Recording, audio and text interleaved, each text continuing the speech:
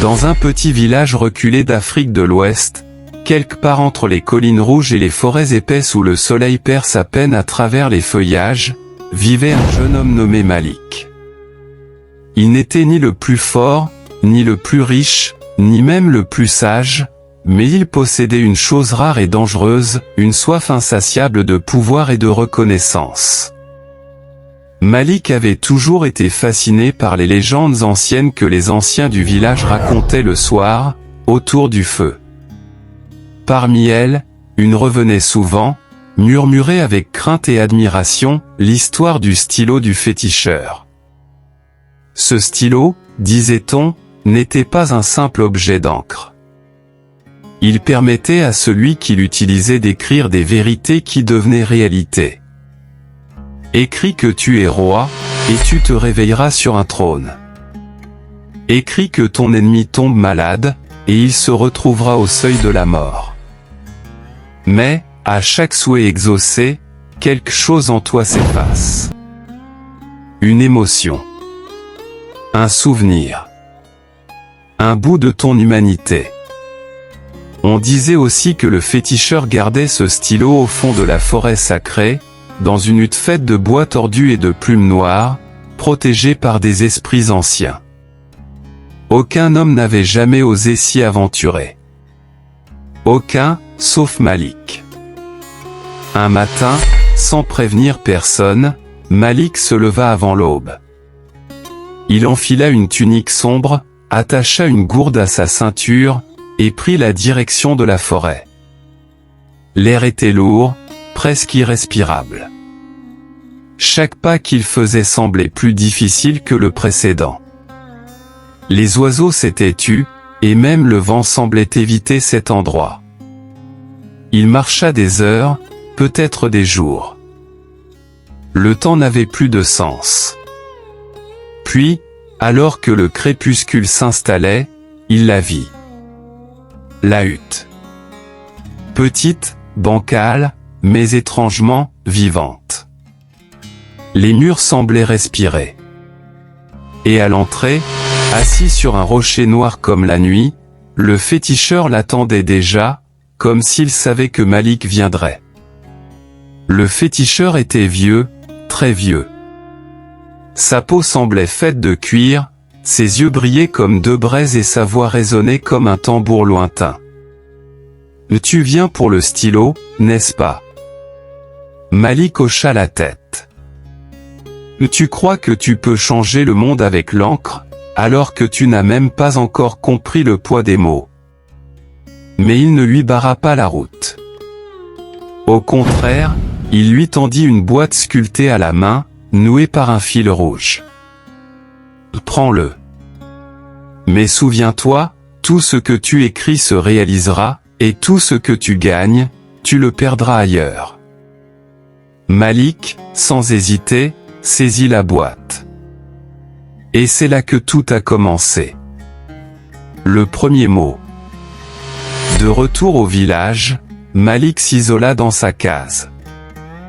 Il ouvrit la boîte avec précaution. À l'intérieur, un stylo noir, très simple, presque banal. Mais dès qu'il le toucha, une chaleur étrange traversa son bras.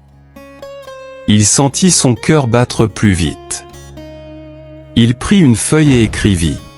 « Demain, je serai riche. Une fortune tombera du ciel. » Le lendemain matin, des cris réveillèrent le village. Un coffre en bois, tombé mystérieusement du ciel, s'était écrasé près de sa case. Dedans, des pièces d'or, des bijoux anciens, des pierres précieuses. Le village entier accourut. Malik était acclamé. On l'appelait l'élu, le fils des ancêtres. On lui offrit femme, terre, et respect. Mais, cette nuit-là, Malik fit un rêve étrange, le visage de sa mère, qu'il ne reconnaissait plus. Il se réveilla en sueur. Impossible de se souvenir de son prénom. Impossible même de visualiser son sourire. Il secoua la tête, mit ça sur le compte de la fatigue, et reprit le stylo. Devenir roi. Il en voulait plus.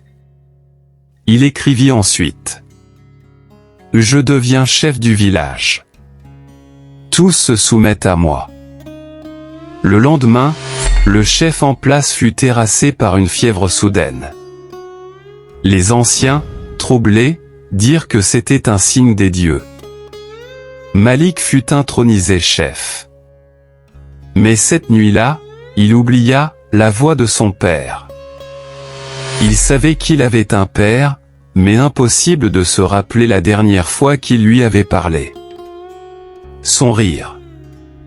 Ses conseils. Tout était flou.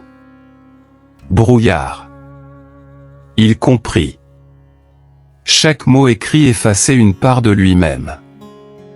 Mais c'était trop tard. Il était accro. Addict au pouvoir. Jour après jour, Malik écrivait. Il devint roi, puis empereur, puis prophète. Des milliers de gens l'adoraient. Des statues furent érigées à son nom. Mais en lui, le vide grandissait. Il ne ressentait plus rien.